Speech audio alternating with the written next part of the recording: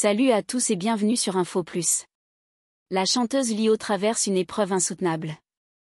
Son fils Diego, âgé de seulement 21 ans, s'est tragiquement donné la mort, selon les informations rapportées par Paris Match.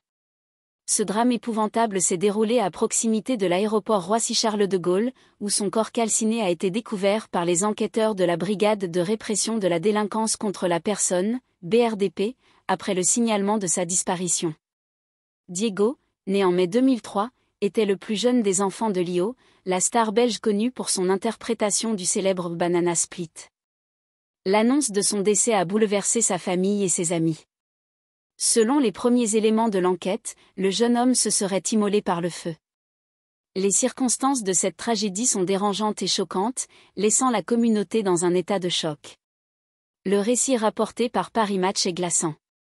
Avant d'agir, Diego aurait récupéré la carte bancaire de sa mère puis serait parti en voiture vers l'aéroport. En chemin, il aurait fait un arrêt dans une station-service pour remplir un jerrycan d'essence. Il aurait ensuite conduit à proximité de la route du Noyer du Chat, à seulement 3 km de Roissy-Charles de Gaulle. Plusieurs sources rapportent que le jeune homme se serait aspergé de liquide inflammable avant de mettre le feu à ses vêtements, entraînant ainsi sa mort tragique. Une enquête a été ouverte pour éclaircir les circonstances entourant cette tragédie.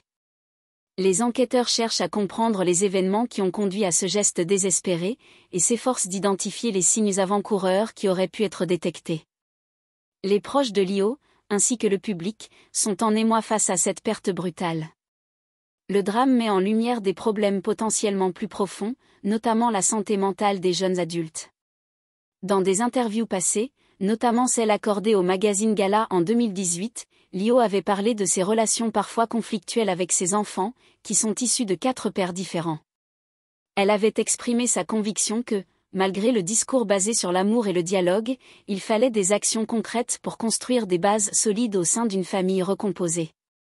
Je pensais que ce serait facile pour eux, à partir du moment où on était dans le dialogue et dans l'amour, d'assumer les frères, les sœurs et les papas différents. Il s'avère que non. Il faut beaucoup plus que le discours de l'amour, il faut poser des actes constructeurs, avait-elle déclaré.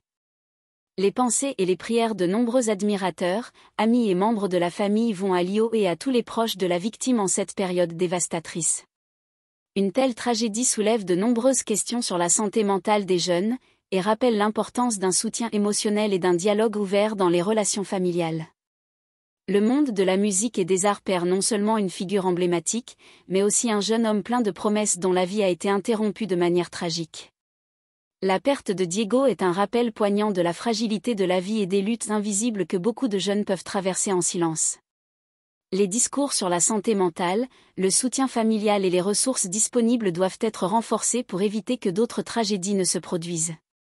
Ce drame met également en lumière l'importance de la compréhension et de l'écoute dans les relations familiales. Que la mémoire de Diego soit honorée et que sa famille trouve la force de surmonter cette épreuve inimaginable.